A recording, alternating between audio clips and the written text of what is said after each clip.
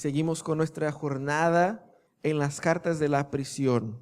Hemos estudiado ahí las cartas que Pablo escribió a Colosenses, a Filipenses, y estamos en la carta que Pablo escribe a los Efesios. Una carta importantísima para la vida de la iglesia porque es una carta no solamente hermosa, pero bastante profunda, una profundidad muy especial, así como el Señor nos quiso revelar. Y por lo tanto les invito a que tengan sus Biblias abiertas en Efesios, en el capítulo 1.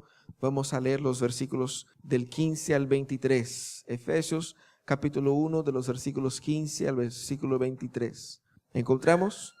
Vamos a leer la palabra de Dios. Dice lo siguiente: por esta causa también yo, habiendo oído de vuestra fe en el Señor Jesús y de vuestro amor para con todos los santos, no ceso de dar gracias por vosotros, haciendo memoria de vosotros en mis oraciones, para que el Dios de nuestro Señor Jesucristo, el Padre de gloria, os dé espíritu de sabiduría y de revelación en el conocimiento de Él, alumbrando los ojos de vuestro entendimiento, para que sepáis cuál es la esperanza a que Él os ha llamado, y cuáles las riquezas de la gloria de su herencia en los santos, y cuál la supremiente grandeza de su poder para con nosotros, los que creemos, según la operación del poder de su fuerza, la cual operó en Cristo, resucitándole de los muertos y sentándole a su diestra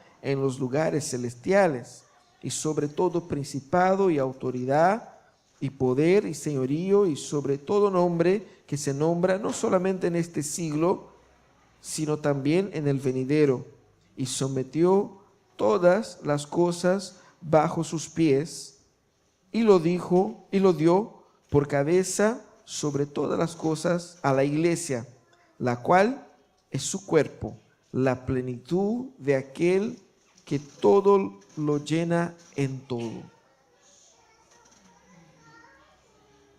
Ese texto, al igual que el mensaje central de la carta de Pablo, nos habla sobre la iglesia de Cristo. Y la iglesia, cuando nosotros pensamos en ella, ha sido objeto de una desconstrucción de su identidad de una manera tan profunda, de una manera tan absoluta, que hoy día ya no se sabe, ya no se entiende qué es lo que es iglesia. De un punto de vista más básico, la gente piensa que iglesia es este lugar. Y yo creo que bíblicamente no podemos llamar este lugar de iglesia, porque la Biblia dice que Jesús murió por la iglesia. Yo no creo que Jesús haya muerto por Avenida Valparaíso 1277, ni por Calle Condel 1502, o por donde sea la iglesia. Obviamente Jesús no murió por ningún templo. Incluso la palabra templo es cuestionable, pero es otro tema. También iglesia se ha visto como únicamente el organismo o la organización de una manera institucional. Y la gente, cuando lo ve así, lo ve de una manera muy práctica. ¿Qué es lo que es la iglesia? Es la Corporación Nueva Evangélica, o la Corporación Iglesia Presbiteriana de Chile, que se reúne bajo el RUT número tanto, que tiene tantos y tantos funcionarios o personas encargadas, donde está ahí el moderador, donde está ahí el vicemoderador, donde está el tesorero, donde está el pastor, donde están los consistorios. Cuando la gente piensa en la iglesia local, también piensa en un sentido muchas veces puramente limitado. Pero vamos más allá de eso. Hay una frustración contemporánea con relación a la iglesia. Mucha gente en el mundo que mira hacia la iglesia con desconfianza, mucha gente dentro de la iglesia evangélica que mira hacia la iglesia con frustración, y mucha gente que mira hacia la iglesia con mucho desánimo. Es por esta razón que la iglesia pasa entonces a tener, en lo mejor de las hipótesis, en la mejor de las percepciones, a tener que competir con la agenda de los mismos creyentes. Mucha gente dice: yo no tengo tiempo para la iglesia porque tengo que dar tiempo para mi trabajo, para mi familia, para las otras cosas. Y la iglesia se transforma en un programa, en un evento. en algo que yo ponga en mi calendario. Por lo general en algo que yo hago cuando no tengo nada más importante que hacer. No tengo que trabajar, no tengo que estudiar, no tengo que estar con mi familia, bueno, es un momento vacío, como el domingo en la mañana. Yo podría estar haciendo nada, pero vine a hacer nada en la iglesia, porque por lo menos mi conciencia queda más tranquila. Y cuando la iglesia se transforma en tan solamente un evento religioso, nosotros estamos descaracterizando completamente a la iglesia. Nos olvidamos de que Cristo se entregó por la iglesia. Nuestro cotidiano, en nuestro cotidiano la gente tiende a pensar que Cristo murió por mí y que con tanto que yo crea en Jesús, Cristo murió por mí, yo estoy salvo. Está bien, la iglesia es opcional, porque la salvación yo tengo con Dios y la relación es entre yo y Dios, no más. Ese tipo de pensamiento tan individualista es antibíblico, es completamente antibíblico. Como vemos en la palabra, Él nos llamó para estar en Cristo, y estar en Cristo es estar en el cuerpo de Cristo. El cuerpo de Cristo es la iglesia. ¿Y qué es lo que es la iglesia? La iglesia de Cristo es la unión de todos aquellos hombres y mujeres de toda la historia, de todos los tiempos, que creyeron en Jesús y que depositaron únicamente en Jesús su fe y esperanza para la salvación y viven para Él. Pero esta iglesia invisible de los que creen se manifiesta visiblemente en iglesias, en comunidades de personas, como la primera iglesia presbiteriana de Viña del Mar, que se reúnen aquí. Puede ser que todas las personas que estén en el libro de miembros de la iglesia no hayan depositado verdaderamente su fe en Jesús. Pero sí, aquellos que depositan su fe en Jesús se unen a la iglesia, sea esta o sea otra. Aquellos que creen en Jesús se unen a una iglesia, porque no existe fe posible, o como dice la confesión de fe ordinaria, una fe a través de los medios normales fuera de la iglesia. Por lo tanto, la iglesia no es un programa, no es un evento. La iglesia es el cuerpo de Cristo y es la iglesia es el objeto por el cual Cristo murió. Cristo la ama, y la ama tanto que la llama de su propio cuerpo. La ama tanto que la llaman de su novia. Y a la novia de Cristo nosotros hemos desconstruido, la hemos escupido, nosotros la hemos rechazado, la hemos, no sé si existe esa palabra, pero si no existe la invento, la hemos enfeado, la hicimos más fea, pusimos ropas horribles y dejamos que esta iglesia, esta novia de Cristo, se vea apestosa, porque pasamos a desconstruir este cuerpo, a destruir este cuerpo, a desmoralizar este cuerpo, este organismo vivo. Y una de las tragedias que la iglesia contemporánea ha experimentado en la desconstrucción de la iglesia, en la idea de la iglesia de Cristo, es a través de una espiritualidad de eventos. La espiritualidad de eventos es conocida como la espiritualidad que hace con que yo piense que si yo voy a la iglesia el domingo, yo estoy bien con Dios, estoy cumpliendo con mi meta, con mi cuota de exigencia. Y más, entiende que el esfuerzo que yo hago en la participación o realización de eventos religiosos cuenta para Dios.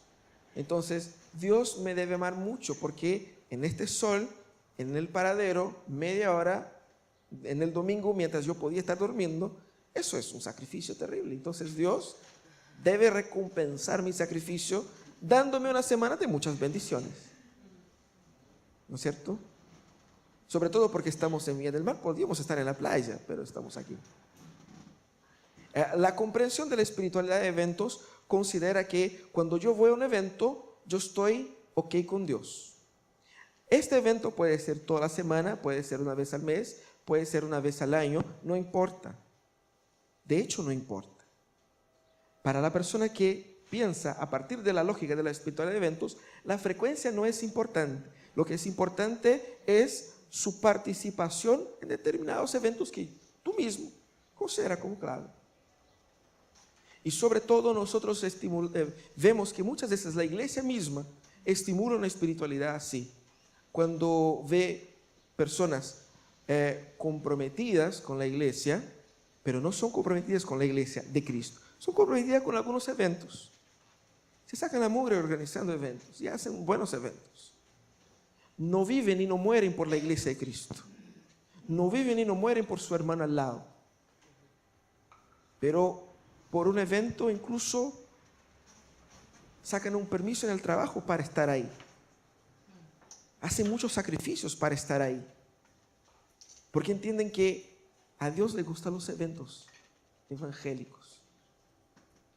Jesús no murió por eventos evangélicos, sean cual sea culto de domingo en la mañana, sea conexión, sea campamento, sea reunión, por más brillante, por más multitudinario que sea, por más exitoso que sea. Y el problema está en que, ¿cuál es el éxito dentro de esa espiritualidad? El éxito es la asistencia. Yo fui, entonces, ok, punto para mí. Mucha gente fue, yo organicé y mucha gente fue un evento bueno, porque fue mucha gente, entonces, punto para mí otra vez. Y fue bien organizado, nadie peleó, nadie salió herido, qué sé yo. Entonces, punto para mí otra vez, porque fue un maravilloso evento.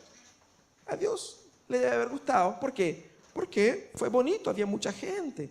Incluso una persona lloró emocionada, de tan hermoso que fue. No creo que eso es lo que Cristo buscaba cuando construyó su iglesia.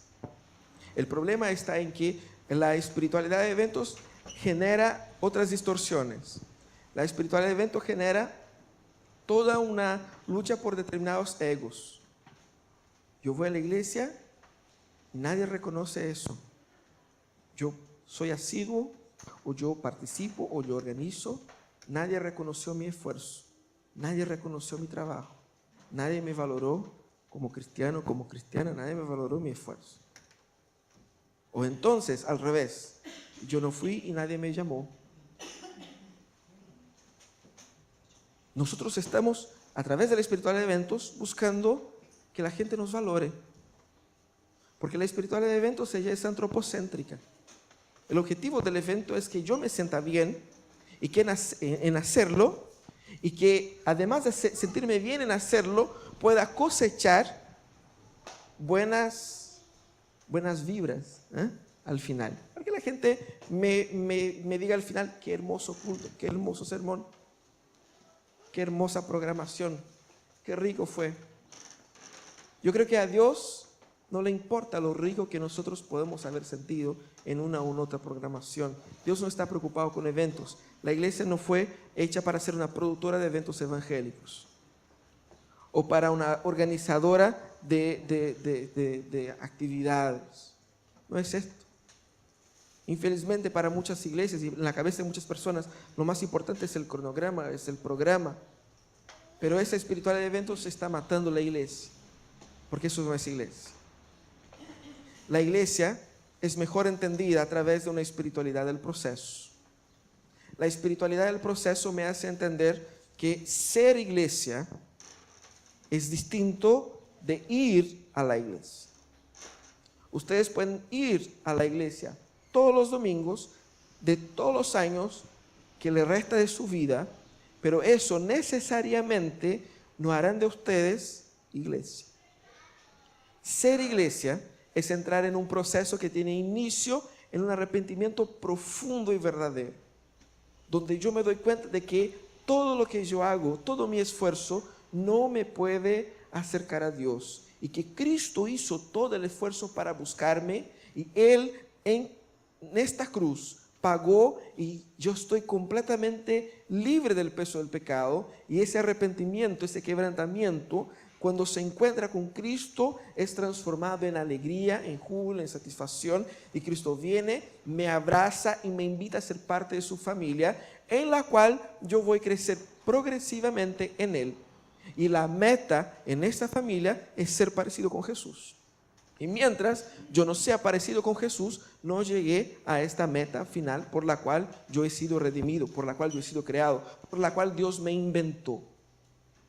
Ser iglesia es estar en un proceso constante de crecimiento, de desarrollo, de contacto humano. Yo necesito de la comunidad, yo necesito de los demás, yo necesito estar compartiendo constantemente, conscientemente, progresivamente, porque es a través de estos hermanos, de personas que están a mi alrededor, que Dios me va a enseñar a amar, que Dios me va a enseñar a obedecer, que Dios me va a enseñar a conocer su palabra, que Dios me va a enseñar a ser más paciente, a ser menos orgulloso, a ser más amoroso, a ser más bondadoso. Es a través de esas personas que yo aprenderé a ser como Jesús. Cristo nos enseña a través de ellos. Y más, este proceso vivo, constante de ser en sí mismo transformado a la imagen de Jesús, esto es lo que transforma el mundo.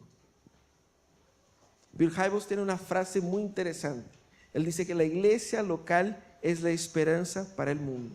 Y eso es verdad. El cambio de mando en el gobierno no cambiará las cosas. El cambio de mando en las empresas no cambiará las cosas. Nuevas leyes no cambiarán las cosas. Lo único que cambia las cosas es el Evangelio. Y el Evangelio es predicado en el mundo a través de la iglesia. Es predicado en el mundo cuando la iglesia vive el proceso de ser como Jesús. Si la iglesia no está en este proceso, no importa el evento que haga. Por lo general, los eventos evangélicos, muchas veces evangelísticos, son un tanto bizarros. Vienen con el título, ven a ser evangelizado. Yo creo que a la gente que está afuera no le interesa ser evangelizada. Si les interesara, ellos iban a una iglesia siempre.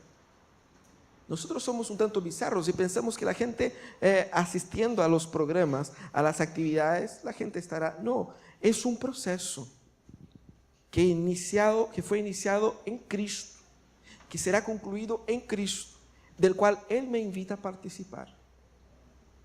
Cristo te invita a ser parte de la iglesia de Él. La iglesia no es mía, la iglesia no es de la IPCH, la iglesia no es del pastor Daniel como moderador, la iglesia no es de los norteamericanos, la iglesia no es de Calvino, la iglesia no es de Lutero, la iglesia es del Señor Jesucristo. Y Él nos invita a ser parte de su iglesia, no la mía. Si usted no quiere la iglesia de Cristo, usted no quiere a Cristo. Así es simple. Pero si usted quiere a Cristo, usted tiene que estar en la iglesia de Él y ser parte de este proceso. Ese es el tema de la carta. Y el apóstol llega en ese texto que nosotros hemos leído a un texto maravilloso que nosotros vamos a estudiar hoy día y vamos a estudiar el próximo domingo. Un texto fantástico que es central en la comprensión de la carta. ¿Qué es lo que el apóstol quiere decir ahí? Él quiere mostrar en estos versículos la gloria de la iglesia de Cristo. Mucha gente no visualiza la gloria de la iglesia de Cristo. Ve la iglesia de Cristo como un programa, como un evento, como un lugar, como algo que a veces me da lata participar, a veces tengo que competir con otras cosas. Y Él va mostrando como la iglesia de Cristo, como algo tan glorioso, tan majestuoso, por la presencia del mismo Cristo, que apasionado por esta iglesia, Él escribe lo que escribe. Eso es lo que tenemos que entender. Y lo que ustedes tienen que salir de aquí en esta mañana con esta pasión por la iglesia de Cristo. Porque la iglesia de Cristo es la manera como Dios quiere transformar el mundo. Es el método de Dios. Nosotros tenemos que poner los ojos. Estamos estudiando desde enero cartas de un hombre que escribió desde la cárcel y que estaba en la cárcel por amor a la iglesia de Cristo. Y no podemos ser nosotros, después de tanto tiempo, indiferentes a esta iglesia. Es por ella que Pablo estaba ahí. Es por ella que él murió. Es por ella que Timoteo, que Bernabé, que Cefas y tantos otros fueron perseguidos, fueron torturados por la iglesia de Cristo. Y ese amor por la iglesia de Cristo era el amor por la gloria de esta iglesia, lo majestuosa que ella era. Y eso es lo que queremos meditar en esta mañana. En el versículo 15 dice lo siguiente, en la NVI: por esto yo, por mi parte, desde que me enteré de la fe que tienen en el Señor Jesús y del amor que demuestran por todos los santos, versículo 16, no he dejado de dar gracias por ustedes al recordarlos en mi oración, en mis oraciones. El apóstol está iniciando esa segunda parte de acción de gracias por la vida de los efesios y de los lectores de la carta. Y lo que Pablo destaca ahí es la razón por la que Él es agradecido. Él es agradecido porque Él supo de la fe y del amor que ellos demuestran. Esta fe y amor que Pablo identifica, Él lo hace ver porque estos son las indicativas, las evidencias de que ellos están en Cristo. Por fe podemos entender y traducir también por fidelidad. Más bien podemos entender por la fe, por la fidelidad que ustedes tienen al Señor, una idea de lealtad. Y esta lealtad es interesante porque Él utiliza la palabra Señor para Cristo, palabra que era utilizada para César.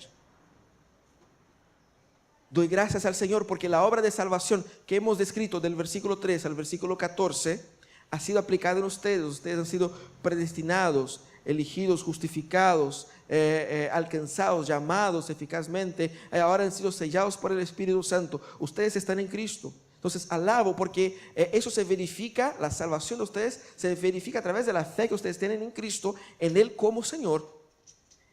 Es decir, el hecho de que Él sea Señor es la razón por la que ustedes tienen fidelidad hacia Él. Una evidencia de que ustedes están en Él. Pero también, no solamente la fe y la fidelidad, la lealtad a Jesús como Señor, pero también el amor por todos los santos. Y es importante la palabra por todos. El amor es la evidencia más clave de que el Espíritu Santo está obrando en uno. El Espíritu Santo obra en amor, no el amor como el mundo ama, el amor que perdona lo imperdonable, el amor que reconstruye amistades, el amor que no solamente olvida los errores del otro, sino que acepta pagar el precio en lugar del otro por sus errores. Eso es amor, eso es compasión. No hay como vivir la fe en Jesús como Señor y el amor por todos los santos fuera de la iglesia. Esto es ser iglesia. Esto es evidencia de la iglesia de Cristo. Si nosotros queremos conocer cómo es la iglesia de Cristo, tenemos que reconocer a través de esos dos indicativos, a través de la fe y a través del amor. Ahora, Él sigue en los versículos 17 y 18 diciendo lo siguiente. El versículo 17: pido que el Dios de nuestro Señor Jesucristo, el Padre glorioso, les dé el espíritu de sabiduría y revelación para que lo conozcan mejor. Es fantástico este texto, porque Él ahora está orando por ellos. Él está agradecido de la fe y del amor y ahora empieza a pedir: yo pido a Dios de nuestro Señor Jesucristo, detalle, el Padre glorioso o el Padre de la gloria. Y la gloria es un tema muy importante en el texto porque estamos hablando de la iglesia, de la gloria de la iglesia de Cristo, que es la gloria de Cristo. Y la gloria aquí es un tema esencial en la comprensión del texto. Pero Él pide que ese Padre, que el Señor, les dé espíritu de sabiduría y de revelación. ¿Para qué? Para que lo conozca mejor. La espiritualidad de eventos no se preocupa por aprender de Dios, porque no es necesario conocer mucho de Dios para hacer cosas para Dios. No es necesario estudiar la palabra para hacer un buen evento para Dios. De hecho, para hacer un buen evento para Dios no es necesario ni siquiera ser cristiano. Basta con estar de acuerdo con algunos estándares básicos, con algunas reglas básicas. Por lo tanto, para la persona que tiene la mente cauterizada por una espiritualidad de eventos, no puede entender para qué conocer a Dios mejor. ¿Para qué? ¿Para qué despertar más temprano y venir a la escuela a estudiar la palabra? ¿Para qué poner atención? ¿Para qué estudiar? ¿Para qué comprar libros? ¿Para qué leer? ¿Para qué preparar? ¿Para qué? Yo no soy pastor. Pero aquellos que entienden que estar en Cristo implica en crecer en Cristo, entienden el valor de ese texto. Pablo oraba por ellos porque sabía que el cristiano que no crece en Cristo, muy probablemente no es un cristiano. Y crecer en Cristo implica en conocerlo mejor. Y cuando yo conozco a Cristo, yo me doy cuenta de lo fantástico que Cristo es. Hay mucha gente que ve la iglesia con una cierta resistencia o con un cierto aburrimiento es porque esa gente no entiende, no conoce la iglesia de Cristo. Gente que le cuesta mucho, por ejemplo, no solamente por la práctica, pero hay gente que tiene una barrera muy grande con la lectura bíblica. Que le cuesta leer, que le cuesta profundizarse, que le cuesta estudiar, que le cuesta amar la Biblia. Es porque no sabe lo que tienes en la mano. No sabe quién es Jesús. No sabe quién es Dios. Pero en el momento en que Dios, a través del Espíritu Santo, nos ilumina en la comprensión, dándonos sabiduría y entendimiento, podemos entonces maravillarnos en Él. Y eso es importante entender. Lo que ese texto nos enseña es a conocer a Dios, que cuando nosotros vamos conociendo a Dios progresivamente, Cristo nos transforma, Cristo nos cambia completamente el sentido. Es como cuando uno descubre una función nueva en un programa que tenía antes. Cuando uno descubre que la lavadora puede lavar sola si uno sabe programarla. O cuando la tele puede apagar sola cuando uno queda dormido. Uno se cuenta, ¡qué fantástico! No sabía. Cuando uno descubre a Cristo de verdad, uno dice, ¿cómo yo pude vivir tantos años en la miseria espiritual, pensando que era cristiano, sin conocer a Jesús de verdad? Sin conocer a Dios de verdad. El Espíritu Santo va obrando en uno, como dice Pablo, a través de la obra que Él ya inició en nosotros. La obra que Él había comenzado en los corazones debía continuar hasta su perfección. Hay mucha gente que dice, yo creo en Jesús, bueno, se acabó la evangelización, ahora esperar la muerte para que yo vaya al cielo. Así que me faltan algunos añitos más, espero. Y mientras tanto, bueno, hay que seguir asistiendo a la iglesia hasta que yo vaya. Cuando llegue al cielo, bueno, ya estoy aquí con mi ticket de entrada al cielo. Y hay gente que piensa que salvación es esto, y no es esto. Y es capaz que mucha gente que piense así, nunca llegue al cielo. Salvación es estar en Cristo. Y la mayor salvación es salvado para ser de Él, para ser como Él. Ese es el tesoro. Por eso el Espíritu Santo sigue trabajando en nosotros. El nuevo nacimiento es solamente un inicio. Y hay mucha gente que nació y sigue en la placenta todavía. 10 años después. ¿Cómo hacemos? Hay que preguntar al doctor, ¿cómo hacemos? Tengo un niño de 10 años que sigue mamando en la madre. ¿Cómo hacemos? Parece absurdo, ¿no? Pero nosotros hacemos eso espiritualmente. El Espíritu nos ayuda entonces a crecer, a ser cristianos de verdad, dándonos entonces sabiduría. Y la expresión sabiduría tiene que ver con algo práctico.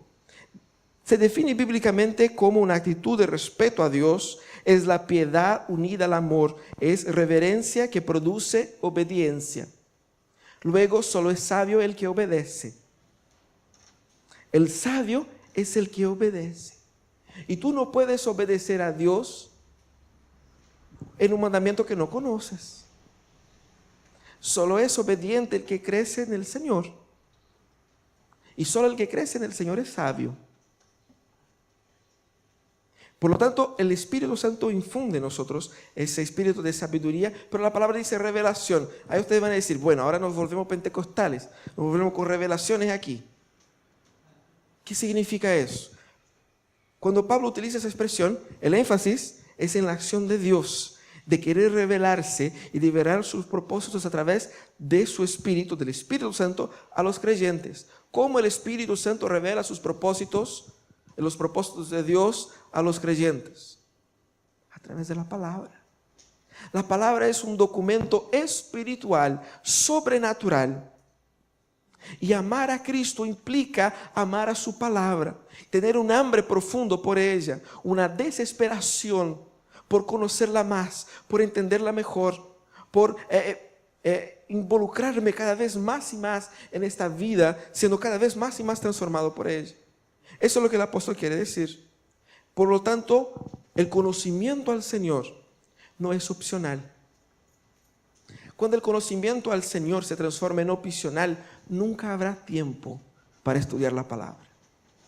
Nunca habrá tiempo para reunir con los hermanos en torno de la palabra. Nunca habrá tiempo para dedicarme al estudio, porque siempre habrá algo más importante. Siempre habrá algo más urgente. Siempre. En el momento en que conocemos a Jesús, conocer a Él ya no es una opción. Conocer a Él es la misma definición de ser cristiano. Luego, conocer a Cristo, estudiar la palabra, estudiar con la comunidad, vivir con la comunidad, no es una opción. Es la única manera de ser cristiano. Cuando nosotros insistimos con ustedes en la escuela bíblica, cuando nosotros insistimos con ustedes en los grupos de vida, no es porque nosotros somos pesados y aburridos y queremos que participen de nuestros programas. Es porque nosotros queremos que ustedes crezcan en Cristo. Porque sin crecer en Cristo, es probable que usted nunca, de hecho, esté en Él. Y sea este peso muerto, porque el cristiano que no crece en Cristo, pero piensa que es cristiano, es peor que un ateo. Es el verdadero desfavor, porque en su práctica está negando a Cristo. Cuando niega el amor a su palabra. Por lo tanto, debemos repensar nuestra práctica, repensar esta cuestión del conocer a Dios, de conocer la palabra. Porque si yo no amo conocer la palabra, quizás no amo también a Dios. Y si no amo a Dios, ¿dónde estoy? ¿Quién soy? Esto es serio. Esto es serio. Participar de los programas no te salva. Pero los salvos son aquellos que no simplemente participan o organizan programas. Son aquellos que hacen esto para que Cristo sea glorificado en ellos. Yo no tengo que ir a la escuela, yo no tengo que ir al grupo de vida para que Dios me bendiga. Yo lo hago para que Dios sea glorificado en mi vida a través de mi santificación y que Dios alcance esta ciudad con su gloria. Eso es conocer a Cristo. Por lo tanto, nosotros entendemos eso en las palabras del apóstol Pablo. Porque él dice ahí, como dice la Nueva Traducción Viviente, que Él los dé sabiduría espiritual y percepción para que crezcan en Él. Que crezcan en el conocimiento de Dios.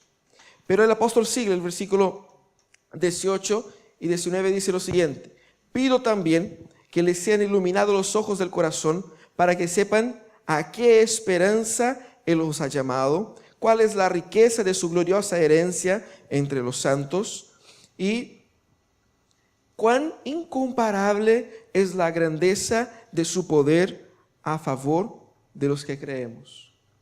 Es impresionante, él utiliza 3 palabras importantes ahí.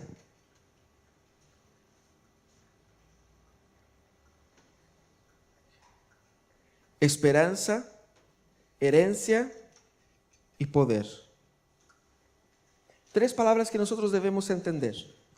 Por esperanza, herencia y poder, Él está mostrando 3 realidades que nosotros debemos conocer sobre la iglesia. Y que cuando nosotros conozcamos estas realidades, seremos tan apasionados por la iglesia, que la iglesia dejará de ser un evento al cual participar, sino que será un movimiento por el cual yo estoy dispuesto a morir. Me daré cuenta de que la iglesia es más importante que mi carrera, que la iglesia es más importante que mi familia, que la iglesia es más importante que mi éxito, que la iglesia es más importante que yo. Y que fue por esta iglesia que los santos murieron en el pasado.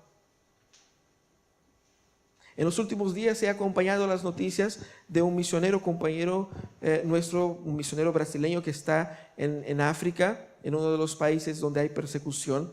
Y hace más de una semana que él y su esposa están encarcelados en una cárcel, en una celda donde hay obviamente una cantidad mayor de gente de lo que comporta, donde ellos no pueden dormir porque no hay espacio para sentarse, donde el calor es deshumano y donde muchos ya han fallecido ahí porque no había comida. Él está en esta cárcel donde no hay sistema de higiene, donde no hay sistema mínimo de sobrevivencia, él y su esposa, porque ellos estaban evangelizando, sirviendo a la iglesia de Cristo. Estos hombres, este matrimonio, tiene hijos jóvenes, como muchos de ustedes. Ellos podrían estar felices y contentos trabajando en alguna empresa ya en Brasil, ganando un sueldo básico, un sueldo suficiente, teniendo su casa, su auto y yendo a una iglesia el fin de semana. Pero ellos están en esas circunstancias, no porque ellos son aventureros, no porque ellos son bacanes, más bacanes que nosotros, no porque ellos son distintos de nosotros. Es porque Cristo infundió en su corazón una comprensión de la esperanza para la cual Él los llamó, de la dimensión de la gloria de la herencia que ellos tienen en Cristo y del poder de Dios que es manifestado a través de Él, de ellos como iglesia. Por enamorarse de la iglesia, ellos hacen eso. Por lo tanto, debemos entender eso, porque eso cambió la historia de la humanidad. Fue por esta esperanza que los apóstoles llegaron en el medio de la gente, días después de la crucifixión de Jesús, para predicar lo mismo que Jesús predicaba, sin miedo a ser encarcelado, muerto. Todo lo contrario, ellos predicaron y cuando los encarcelaron, ellos salieron contentos. ¿Ya vieron eso? Salir contentos de la cárcel porque, bueno, fuimos dignos de haber sufrido por Jesús. Cuando Pablo habla de esa esperanza, no es una esperanza cualquiera. No es esperanza que llueve mañana. No es esperanza de que algo pase mañana. No, él está hablando de la esperanza del llamamiento, es decir, la razón por la cual Cristo nos llamó. La razón por la cual Él nos predestinó. Hemos visto aquí en Efesios, en los primeros versículos, el pastor habló sobre la predestinación y muchos cristianos muchos cristianos protestantes les gusta el tema de la predestinación porque da a nosotros una seguridad, pero nosotros nos olvidamos de para qué fuimos predestinados. A la gente le gusta, fuimos predestinados, es decir, no vamos al infierno, qué bien, pero la historia no es así. Fuimos predestinados para una esperanza. Hay una razón por la que Cristo te llamó. Si tú crees que Cristo te llamó para la vida eterna, hay un propósito para eso. Por lo tanto, esa esperanza es el propósito de Dios para la iglesia. Cristo nos llamó para ser iglesia. Esa es nuestra esperanza. Cristo nos predestinó en la eternidad para ser su pueblo. Por lo tanto, esa esperanza es maravillosa. Mira lo que él dice en los versículos 18. Alumbrando los ojos de vuestro entendimiento para que sepáis cuál es la esperanza al cual Él os ha llamado.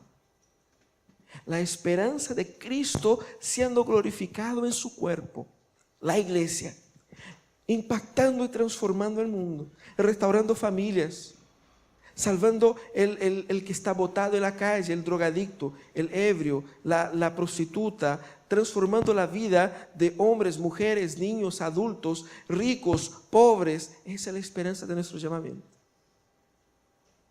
Y así se manifiesta la gracia de Dios. Pero no solamente esperanza, Él también nos confirió una herencia. ¿Qué herencia es esta? No es una cuenta bancaria en el cielo, donde Dios nos dará muchos regalitos en la eternidad. La herencia es la misma salvación y todo lo que ella implica. Él me transformó, Él me salvó, Él me restauró. ¿Ustedes se acuerdan de la historia de la parábola del hijo pródigo? El hijo pródigo, cuando vuelve a su casa, su padre le pone una ropa nueva, le pone un anillo en el dedo, le pone zapatos en los pies y le prepara una fiesta y lo recibe como hijo. Es de eso que Pablo está hablando. Todo eso implica la salvación. Él cambia mi estatus de condenado para aceptado. Más que eso, Él me adopta como hijo suyo. Yo no soy un cualquiera, soy hijo de Dios, comprado por la sangre de Jesús. Él restituye la honra que fue perdida por mis pecados. Él restaura la libertad y ahora yo soy libre en Cristo. Y todo esta es una herencia que nosotros tenemos en Él, por estar con Él, por estar en Él. Y esta herencia nadie se la puede quitar. Esta herencia es riquísima. Pero Pablo utiliza muchos adjetivos y a veces nos confunde. Pablo utiliza un adjetivo para dar la calidad del otro adjetivo. Él dice que esta herencia es gloriosa, pero no es cualquier gloria. Es una gloria riquísima. Hay muchos cristianos que ven la vida cristiana como un movimiento lineal. Cuando nosotros nos damos cuenta de lo que tenemos en Cristo, nos daremos cuenta de que la vida cristiana es fantástica. Y nosotros vamos a ver la vida que teníamos en el mundo y vamos a ver cómo podía ser tan tonto pensando que estas cosas eran fantásticas. Cristo es fantástico. Es sorprendente. La gloria de esta herencia, de estos bienes que Dios nos confiere, la gloria de esto es riquísima. Por lo tanto, cuando Pablo habla de eso, habla de lo fantástico que es ser parte del pueblo. Si yo no entiendo eso, si yo no dimensiono eso, yo no puedo plenamente y eficazmente vivir el Evangelio en todas sus dimensiones. Por eso él está orando por la iglesia, para que Dios les dé el entendimiento para discernir. Y eso es lo que nosotros necesitamos. El versículo 19 dice, y también cuán incomparable es la grandeza de su poder. Cuando dice incomparable, quiere decir que el poder que Él manifiesta en Cristo, en la resurrección de Cristo, no tiene comparación. No tiene comparación en cuanto a su grandeza. Es tan inimaginable la dimensión del poder de Dios que fluye a través de la iglesia, que podemos entender claramente que las puertas del infierno no prevalecerán contra ella. Ella triunfará, ella llegará hasta el final y ella glorificará al Cordero, porque en ella está el poder de Dios. Puede ser que ustedes miren hacia afuera, miren la fachada que tenemos y vean la cantidad de gente y dicen, no pasa nada aquí. Pero pasa a través del poder de Dios, y es en la fe en este poder que no es pequeño y que no es comparable con nada en el mundo. Podemos entender que esta iglesia que está aquí, o la iglesia que está encarcelada junto a otros tantos, o la iglesia que está escondida en los escombros en China, o la iglesia que está siendo perseguida, o la iglesia grande que está en las grandes ciudades, esta iglesia, la iglesia de Cristo, es imparable. No la iglesia de los eventos, de la gente que va a la iglesia por religiosidad, porque la familia lo enseñó así. Eso ni siquiera es iglesia. La iglesia de la costumbre y de la tradición. La iglesia de Cristo que vive el Evangelio. La iglesia que es el objeto de la manifestación de este poder. Por lo tanto, debemos entender que el poder de Dios que se manifiesta es necesario a fin de que la esperanza sea cumplida y la herencia sea lograda y la iglesia sea iglesia. Por eso que el apóstol nos enseña y nos estimula y ora también por nosotros, para que el Espíritu Santo nos dé entendimiento del maravilloso poder de Dios que es manifestado en la iglesia, para que la esperanza por la cual hemos sido llamados sea cumplida. Vivamos para la gloria de Él y que la gloria de Él sea vista del mundo, y que todo lo que Él nos había prometido en su palabra con relación a nuestra salvación sea cumplido. Será cumplido todas las promesas de Dios, porque el poder inimaginable de Dios fluye y cumple y ejecuta todo. Todo. Ese es el énfasis de la palabra, sobre todo cuando dice según la operación del poder de su fuerza. Parece medio enredado, pero Pablo utiliza 4 palabras aquí referentes a poder. Palabras que son, una de ellas se traduce por eficacia o por energía o por la aplicación. Y él va a utilizar esas 4 palabras para mostrar que la manifestación del poder de Dios será plena a través de la iglesia. Puede ser que tú tengas tu devocionalidad espiritual en tu casa y en algún momento pienses que, no es tan importante que esté en todo. Pero el plan de Dios es la iglesia. La iglesia de Cristo que se manifiesta a través de las iglesias locales. De manera que, ¿cuál debe ser nuestro pensamiento? ¿Cuál debe ser nuestra perspectiva de la iglesia? El que está enamorado por la iglesia, el que está apasionado por la iglesia, va a urgir por abandonar esta espiritualidad fría, muerta de los eventos.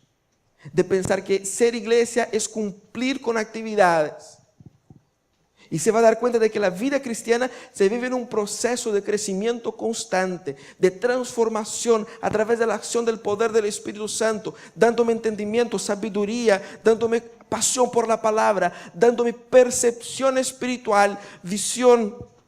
Porque la persona que está apasionada por Dios va a ver la iglesia como la esperanza del mundo. Y no se contentará en sentar en la banca, sino que soñará con esta iglesia.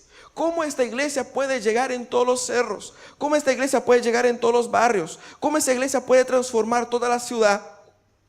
¿Cómo podemos expandir eso? ¿Cómo podemos hacer con que la gloria de Cristo sea vista en todos los rincones de esta ciudad? Y de la ciudad vecina, y de la otra, y del país vecino, y del otro, y del país que está al otro lado del mundo. Solo eso explica la expansión de la iglesia de Cristo, del Imperio Romano, en un rincón olvidado en el oeste, en este, para hacer lo que es hoy día. Nada haría con que la iglesia de los apóstoles llegase a nosotros si no fuera el poder de Dios, aplicando en ellos una pasión y una visión por este Dios y por esta iglesia. Ese mismo poder que Dios manifestó en los apóstoles, Él nos invita a compartir. Pero también debemos entender que sacrificio, compromiso, dedicación. Hay gente que mira hacia la iglesia y piensa que ha hecho mucho, que se ha sacrificado mucho, que ha donado mucho, que se ha esforzado mucho. Nadie se esforzó tanto como Cristo. Nunca podrás decir que hiciste mucho.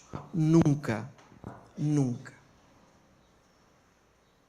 Uno puede decir que se sacrificó demasiado porque es costoso, es molestoso, o nunca será sacrificio suficiente. Sacrificio fue lo que Cristo hizo. Todo lo que nosotros hacemos es lo mínimo dentro de nuestra realidad. Y ese mismo Cristo nos llama a abandonar todo para seguirle a Él. Cuando Él llamó a Pedro, cuando Él llamó a Santiago, cuando Él llamó a Juan, esos hombres tenían un empleo, un negocio familiar. Es complicado dejar un negocio familiar porque el negocio familiar implica en que tu padre depende de ti. Y si tú no estás, tu padre tendrá que contratar un funcionario y pagarle a él una plata que no te pagaba a ti, ¿no es cierto? Directamente. Pedro, Juan, Andrés, ellos pusieron en riesgo el negocio familiar para seguir a Jesús, sin contar sus propias familias. Mateo o Leví abandonó un puesto de trabajo y que muy probablemente él no podría recuperar en el futuro. Quizás Pedro o Juan podían volver a pescar, Mateo no podía volver al puesto porque muy probablemente alguien lo sustituiría. Ellos dejaron todo. Ellos dijeron a Jesús, hemos dejado todo para seguir. Y Jesús les dijo, nadie que haya dejado esposos, esposas, hijos, hijas, familia, trabajo, por mí y por el reino, recibirá en este mundo y en el venidero mucho más. Mucho más. Entonces no pienses que estás haciendo demasiado por la iglesia. Porque Cristo no nos llama a dar mucho. Cristo nos llama a dar todo. A dar todo. El hombre cuando encuentra el tesoro enterrado en el terreno, él se da cuenta de que eso vale todo. Ese es el valor de la iglesia. Y también debemos entender que si no tienes pasión por la gloria de Cristo, por la gloria de su novia, la iglesia, aún no disfrutaste de la plenitud del evangelio. No existe como amar a Cristo sin amar a su novia. No existe como amar a Cristo sin amar a su cuerpo. No existe como amar la cabeza sin amar a su cuerpo. Imagino que los matrimonios presentes aquí pueden decir eso. Yo amo a mi esposa, pero solamente la cabeza, solamente las manos. Nadie hace eso. O no debiera hacerlo. No quiero dar ninguna idea, pero no debiera hacerlo. Nadie hace eso. Debemos entender que ese cuerpo, que es, sí, imperfecto, tan imperfecto como somos, fue comprado por Jesús, es amado por Jesús y es lleno de poder del Espíritu Santo para hacer lo que Cristo quiere que ella sea, la iglesia gloriosa de Cristo. Cierra sus ojos. Y quiero hablar con usted que quizás has cuestionado su lealtad al Señor y su lealtad al proyecto del Señor. E invitarte a que sea parte, no del evento, no del programa, pero que seas parte del movimiento que Dios está creando aquí y en muchos lugares. Y que sea parte de este movimiento iniciado a través del arrepentimiento, de la confesión, del cambio de vida, de la rendición a Jesús como Señor y del compromiso con su iglesia.